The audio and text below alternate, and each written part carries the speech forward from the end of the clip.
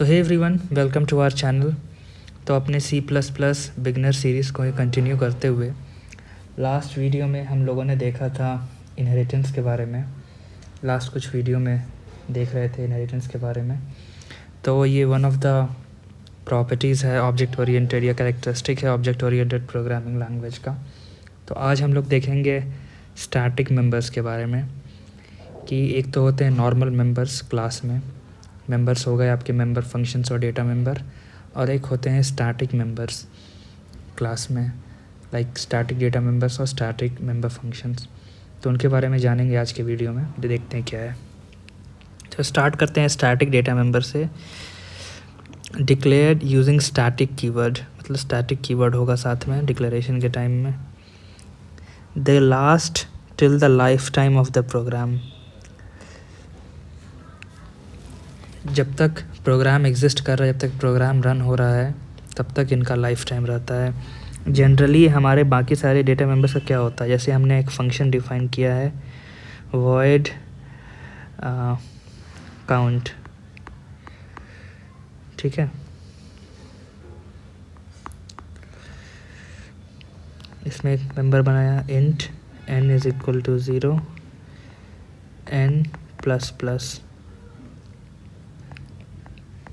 सी out n, ठीक है। Int main है, इसमें काउंट फंक्शन को हमने कॉल किया तो ये क्या करेगा, ये प्रिंट कर देगा n प्लस प्लस हो जाएगा 1। और अगर अभी हम लोग इस n को प्रिंट करने जाएंगे तो यहाँ पे आ जाएगा एरर, ये इसको प्रिंट नहीं कर सकते ये n को, क्योंकि n का लाइफ टाइम, n का स्कोप क्या है, n का स्कोप बस इतना भर ही है, इस ब्रैकेट से लेकर के इस ब्रैकेट तक ही है, क्योंकि इस फंक्शन भर के लिए ही सिर्फ n को हम लोगों ने डिक्लेयर किया था। n इस मेथड मेन में वैलिड नहीं होगा, इसका स्कोप नहीं है। पर स्टैटिक डेटा मेंबर्स में क्या होता है ना कि एक बार हम लोग डिफ़ाइन कर देते हैं तो जब तक प्रोग्राम ख़त्म नहीं होता है तब तक ये वैलिड होता है, ठीक है। Only one copy of static member exists for all the objects of a class। तो जैसे एक क्लास में हमारे पास वेरियस मेंबर्स होते हैं, जैसे कुछ मेंबर हैं ए बी सी, तो एक ऑब्जेक्ट बनाया ऑब्जेक्ट 1, तो ऑब्जेक्ट 1 के लिए ए बी सी अलग होगा। ऑब्जेक्ट 2 बनाया उसी क्लास का तो उसके लिए ए बी सी अलग होगा। ऑब्जेक्ट 3 सी बनाया या ऑब्जेक्ट 3 बनाया तो उसके लिए ए बी सी अलग होगा। तो सारे डेटा मेंबर्स के अलग अलग कॉपी बन जाते हैं अलग अलग ऑब्जेक्ट के लिए। पर डेटा में स्टैटिक मेंबर्स में क्या होता है, स्टैटिक डेटा मेंबर में क्या होता है ना कि कितने भी आप ऑब्जेक्ट बनाओ, 100, 1000, 10,000, एक ही कॉपी एग्जिस्ट करेगा स्टैटिक डेटा मेंबर्स का सारों के लिए, मतलब वो सारे मिलके एक ही कॉपी को शेयर करेंगे स्टैटिक डेटा मेंबर्स का, ठीक है। They are initialized to 0 when the first object of the class get created, उनका डिफ़ॉल्ट वैल्यू 0 होता है हमेशा, ठीक है। Unlike other members, they are accessed using class name, not using the object name। जैसे हमारे पास एक क्लास है टेस्ट, इसके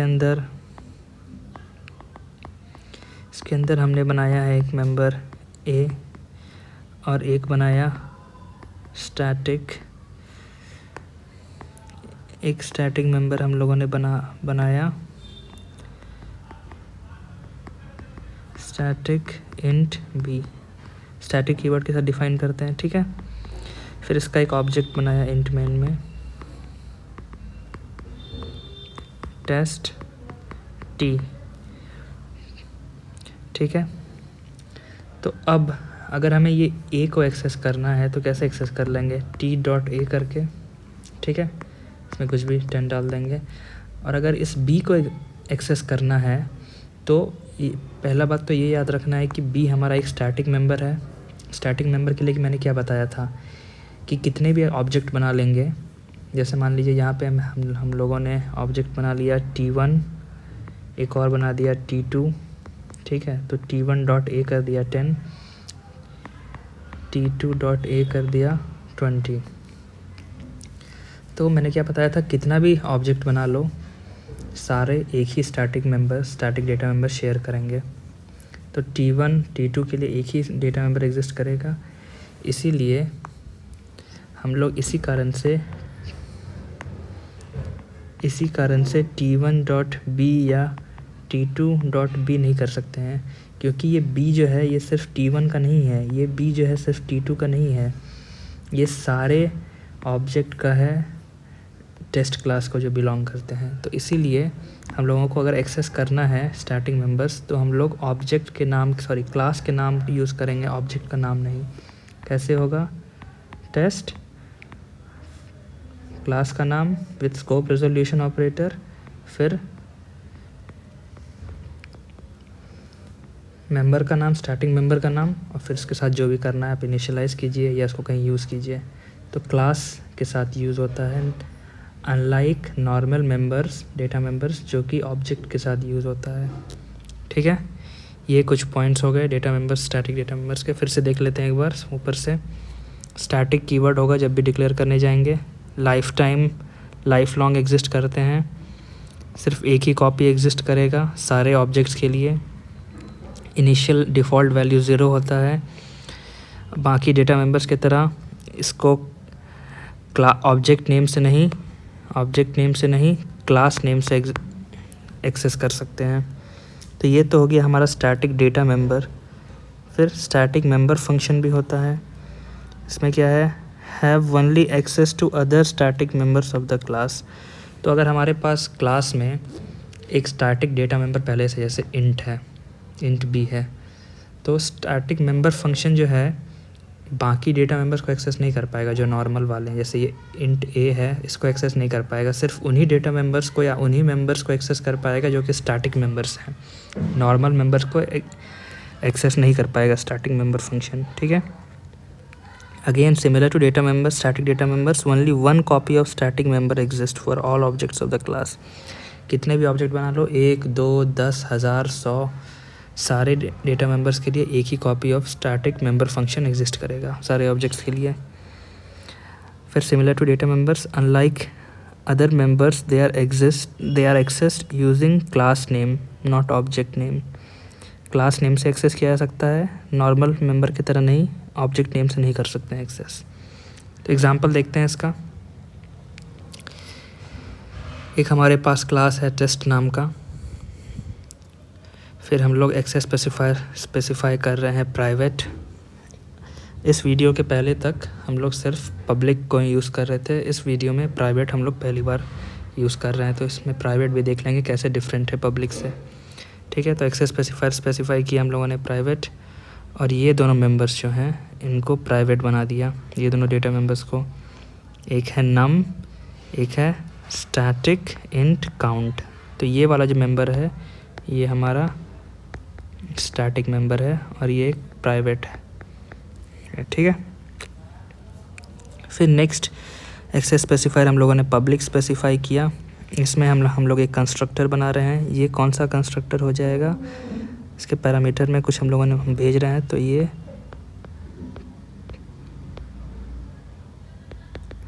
पैरामीटराइज्ड कंस्ट्रक्टर का एग्जांपल हो गया। तो नम में हम लोग डाल दिए n, अकाउंट में कर दिए काउंट ++। ठीक है, फिर एक फंक्शन है हमारे पास जो कि इंटीजर टाइप रिटर्न करेगा, गेट नम नाम है, और इसके ब्रैकेट के अंदर पैरामीटर लिस्ट के अंदर कुछ नहीं है। ये क्या कर रहा है? बस ये जो नम मेंबर है इसका वैल्यू रिटर्न कर रहा है। ये भी नॉर्मल फंक्शन है हमारा। फिर यहाँ पे है स्टैटिक वॉइड शो काउंट। तो ये हो गया हमारा static member function. Static member function, ये था स्टैटिक डेटा मेंबर। तो जैसे कि मैंने बताया था, स्टैटिक मेंबर्स सिर्फ स्टैटिक मेंबर फंक्शन सिर्फ स्टैटिक मेंबर्स को ही एक्सेस कर सकता है, नॉर्मल मेंबर्स को एक्सेस नहीं कर पाएगा। ठीक है, तो सी आउट यहाँ पे हम लोग कर रहे हैं, बस काउंट का जो भी वैल्यू है इसको हम लोग प्रिंट कर दे रहे हैं। तो काउंट प्रिंट कर दिया और फिर एंडल कर दिया। ठीक है, तो ये था हमारा क्लास यहाँ पे एंड हो गया। फिर ये देखिए यहाँ पे हम लोगों ने अपने स्टैटिक डेटा मेंबर को डिक्लेयर कर दिया है। Test count. कैसे किया डिक्लेयर? क्लास नेम जो कि टेस्ट है, और फिर जो भी डेटा मेंबर का नाम था उसको कर दिया। यहाँ पे इक्वल टू 0 भी कर सकते थे, पर इक्वल टू 0 नहीं किया क्योंकि इसका स्टैटिक मेंबर्स का डिफ़ॉल्ट वैल्यू बाय डिफ़ॉल्ट 0 ही होता है, तो इसलिए 0 इनिशियलाइज़ नहीं किया। 0 कर भी सकते थे पर यहाँ पर किया नहीं है, ठीक है। अब आप ये देखोगे तो ये जो है हम लोगों ने इंट मेन के ऊपर, इंट मेन के बाहर किया है। तो इंट मेन के बाहर करने से क्या फ़ायदा होगा ना, कि अगर इंट मेन के अंदर यहाँ पे कहीं करते तो अगेन जो भी वेरिएबल इंट मेन के ब्लॉक्स के अंदर होता है, इसका स्कोप बस इंट मेन के ब्लॉक तक ही होता है। इंट मेन भर ही इसका स्कोप होता है, इसके बाहर नहीं। सिमिलरली अगर कोई फंक्शन, जैसे यहाँ पे मैंने फंक्शन बताया था, तो फंक्शन के अंदर n जो डिक्लेयर किया है, इसका स्कोप बस इतना ही ब्लॉक भर है, इसके बाहर नहीं। पर ये देखोगे टेस्ट काउंट जो हम लोगों ने डिक्लेयर किया है, इसमें इसके ऊपर नीचे कहीं कोई ब्लॉक एंड या सॉरी ओपन या क्लोज नहीं है, मतलब ये किसी ब्लॉक के अंदर नहीं है। इसलिए इसका जो स्कोप है, इसका स्कोप है ग्लोबल, मतलब इसको इंट मेन के अंदर भी एक्सेस कर सकते हैं। अगर कोई हमारे पास फंक्शन है, ऊपर में बनाया हुआ कुछ फंक्शन है या नीचे में कोई फंक्शन बना रहे हैं, तो उसके अंदर भी इसको कॉल कर सकते हैं, कहीं भी इसको कॉल कर सकते हैं, क्योंकि इसका स्कोप है ग्लोबल। और ये सारे जो यहाँ पे वेरिएबल्स हैं ना, इसका स्कोप है local, they are local to method main, ठीक है। इसीलिए इसको बाहर में डिक्लेयर किया है। नेक्स्ट हम लोग यहाँ पे ऑब्जेक्ट 1 बनाए, ऑब्जेक्ट 1 में 10 पास कर दिए, तो ऑब्जेक्ट 1 एक बन गया होगा और इसमें नम नाम का एक होगा। तो इसमें ये ऑब्जेक्ट जैसे बनाए तो वैसे कंस्ट्रक्टर कॉल हो गया होगा, ये टेस्ट कंस्ट्रक्टर, और नम में 10 इनिशियलाइज़ हो गया होगा, नम में चला गया 10। और टेस्ट काउंट है हमारे पास, जिसमें जो जब डिक्लेयर किए थे यहाँ पे तो इनिशियल वैल्यू इसका 0 था, तो अभी कंस्ट्रक्टर के अंदर ही हम लोग काउंट प्लस प्लस कर रहे हैं, तो इसका वैल्यू बढ़ा के 1 कर दो, ठीक है। अभी कर रहे हैं टेस्ट शो काउंट, ये अगेन स्टैटिक मेंबर फंक्शन है, तो ये प्रिंट कर देगा, क्या प्रिंट कर देगा आउटपुट में, काउंट इज़ 1, ठीक है। फिर ऑब्जेक्ट 2 बना, इसको थोड़ा छोटा कर देते हैं, अगेन ऑब्जेक्ट 2 बना, नम 100 दिया, तो मतलब ये पैरामीटराइज कंस्ट्रक्टर अगेन कॉल हो गया होगा, तो इसमें 100 आ गया नम में, और काउंट प्लस प्लस हो गया, तो काउंट अगेन बढ़ के 1 से 2 हो गया। अगेन ऑब्जेक्ट 3 बना, तो कंस्ट्रक्टर कॉल हुआ होगा, तो नम में चला गया n का वैल्यू ऑब्जेक्ट 3 के लिए 23 है, अगेन काउंट प्लस हुआ तो 3। फिर अगेन ये स्टैटिक मेंबर फंक्शन को कॉल किया है टेस्ट शो काउंट, तो ये क्या कर देगा, ये प्रिंट कर देगा अगेन काउंट इज़ 3 और रिटर्न 0। प्रोग्राम ख़त्म हमारा। अब जा कर के इसका स्कोप ख़त्म हो गया, इसका ये भी अब ख़त्म हो गया प्रोग्राम के साथ। तो आप देखें कि कैसे हम लोगों ने 3 डिफरेंट ऑब्जेक्ट बनाया सेम क्लास के, पर सारों के लिए एक कॉमन स्टैटिक डेटा मेंबर ही एग्जिस्ट किया। जो भी चेंज कर रहे थे काउंट में, ये एक ही मेंबर स्टैटिक डेटा मेंबर में हो रहा था। ये तीनों के लिए अलग अलग नहीं बना था, तीनों के लिए कॉमन था। तो ऐसे काम करता है स्टैटिक डेटा मेंबर या स्टैटिक मेंबर फंक्शन। तो इसका यूज़ क्या हो जाएगा? यूज़ आप ये देख सकते हो कि अगर आपको कुछ काउंट रखना हो, जैसे हमने यहाँ पे क्या किया, यहाँ पे हम एक प्रकार से काउंट रख रहे थे कि इस टेस्ट क्लास का कितना ऑब्जेक्ट्स हम लोगों ने बनाया। कुछ इस टाइप से काउंट रखना हो तो आप आराम से इसको यूज़ कर सकते हो, ठीक है। तो अभी आईडी में चलते हैं और सेम एग्जांपल को देखते हैं आईडी में। तो hey everyone, welcome to the ID. तो यहाँ पे मैंने वही सेम प्रोग्राम पहले से ही टाइप करके रखा है। तो देखते हैं मैंने क्या किया है। आईओ स्ट्रीम है हमारे पास, नेम स्पेस std है। अगेन ये टेस्ट क्लास हम लोगों ने डिफाइन किया है, जिसमें हमारे पास ये प्राइवेट मेंबर्स नम हैं इंटीजर टाइप के, और ये static member data member count है इंटीजर टाइप का। देन हमारे पास ये कंस्ट्रक्टर है टेस्ट, सेम नाम as that of class, parameterize constructor है। और ये गेट नम फंक्शन है जो कि रिटर्न कर रहा है नम का वैल्यू, ये वाले नम का वैल्यू। और एक स्टैटिक मेंबर फंक्शन अगेन है शो काउंट, जो कि प्रिंट करेगा हमारे काउंट मेंबर का वैल्यू, जो कि एक स्टैटिक मेंबर है। और यहाँ पे हम लोगों ने टेस्ट काउंट डिफाइन कर दिया है। तो पहला ऑब्जेक्ट यहाँ पे बना, नम में चला गया होगा 10 यूजिंग कंस्ट्रक्टर, और अगेन कंस्ट्रक्टर में ही हमारे पास काउंट प्लस प्लस है। तो जैसे कि मैंने आपको बताया था कि स्टैटिक मेंबर का डिफ़ॉल्ट वैल्यू इनिशियल वैल्यू 0 होता है, तो यहाँ पे हम लोगों ने जो डिक्लेयर किया था तो इसमें 0 होगा। और पहला ऑब्जेक्ट जो बनाया इसके कंस्ट्रक्टर के कारण काउंट प्लस प्लस हो गया, इसमें काउंट का वैल्यू 1 आ गया, तो यहाँ पे वैल्यू 1 प्रिंट होना चाहिए। अगेन दूसरा कंस्ट्रक्टर बनाया, इसमें भी ऑब्जेक्ट कॉल हुआ होगा, काउंट का वैल्यू 1 से काउंट प्लस प्लस हुआ, फिर काउंट का वैल्यू 1 से बढ़ के 2 हो गया। अगेन तीसरा बनाया, इसमें भी कंस्ट्रक्टर कॉल हुआ होगा, काउंट प्लस प्लस हुआ, काउंट का वैल्यू 2 से बढ़ के 3 हो गया। फिर यहाँ पे हम लोग अपने स्टैटिक मेंबर फंक्शन को कॉल कर रहे हैं, यहाँ पे एक्सपेक्टेड है 3 क्योंकि ये काउंट का वैल्यू प्रिंट कर रहा है। ठीक है, अब हम लोग देखते हैं, ये तो अभी हम लोग ने देख ही लिया था, वही है। अभी हम लोग देखते हैं प्राइवेट मेंबर और ये पब्लिक मेंबर में क्या डिफरेंस होता है। ठीक है, तो देखिए प्राइवेट मेंबर क्या है ना, कि प्राइवेट मेंबर को, नॉर्मल मेंबर को कैसे करते थे हम लोग, ऑब्जेक्ट बनाया और ऑब्जेक्ट डॉट मेंबर करके एक्सेस कर लिया। जैसे ये गेट नम फंक्शन है, ये भी एक पब्लिक मेंबर फंक्शन है, तो इसको कैसे करेंगे, इसको कर देंगे obj1 डॉट गेट नम।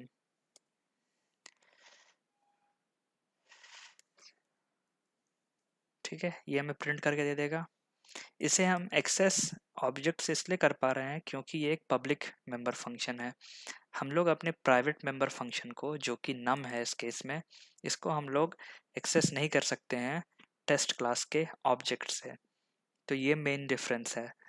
ठीक है, तो इसीलिए हम लोगों ने गेट नम फंक्शन बनाया है, ताकि नम का वैल्यू जो है अगर कहीं पे पास करना हो, कहीं पे स्टोर करना हो बाद में या चाहिए होगा, तो नम तो हम लोगों ने प्राइवेट में डेटा मेंबर्स की तरह डिफाइन करके रखा है, तो नंबर इसका जो स्टोर है इसमें कहाँ से मिलेगा, तो नंबर मिलेगा हम लोगों को गेट नम फंक्शन से। ये प्राइवेट का फ़ायदा क्या होता है ना, कि मान लीजिए आपका बहुत कॉम्प्लेक्स सा कुछ क्लास है या बहुत कॉम्प्लेक्स सा कुछ आप इंस्ट्रक्शन दिए हो या ऑपरेशन परफॉर्म कर रहे हो, तो अंदर का आपके क्लास में क्या ऑपरेशन हो रहा है, क्या क्या स्टोर कर रहे हो, वो आप अगर जानकारी नहीं देना चाहते हो आपके यूज़र को, तो आप प्राइवेट बनाते हो। आप एक प्रकार से अपने यूज़र को इन वे बोलते हो कि आप ये लो, इसको एक्सेस करो, इसको यूज़ करो, अंदर का ऑपरेशन क्या चल रहा है उससे आपको कोई मतलब नहीं होना चाहिए। इसलिए यूज़र जो है आपके प्राइवेट मेंबर्स को एक्सेस नहीं कर पाएगा थ्रू एन ऑब्जेक्ट। ठीक है, और अगर आपको इनहेरिटेंस याद होगा, इनहेरिटेंस वाला आपने अगर मेरा वीडियो देखा होगा, तो उसमें मैंने आपको ये भी बताया था कि बेस क्लास का जो भी प्राइवेट मेंबर्स होते हैं उसको इनहेरिट नहीं किया जा सकता है। अगर कोई क्लास उसको बेस क्लास को इनहेरिट कर रहा है, तो वो एक्सेस नहीं कर पाएगा बेस क्लास के प्राइवेट मेंबर्स को, क्योंकि प्राइवेट मेंबर किसी क्लास का private part, like private structure में आता है, उसको वो एक्सेस नहीं कर पाता है। फैमिली का प्राइवेट मेंबर है वो।